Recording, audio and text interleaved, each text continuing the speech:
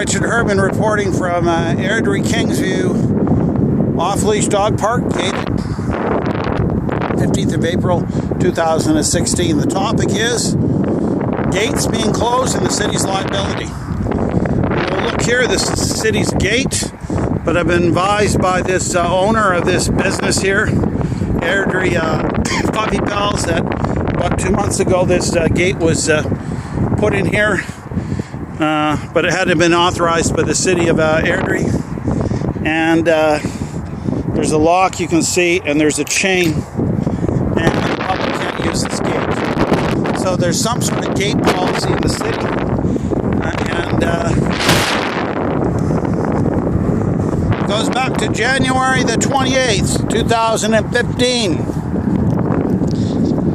What's the policy of the city of Airdrie? Keeping its gates closed and liability when it leaves them open.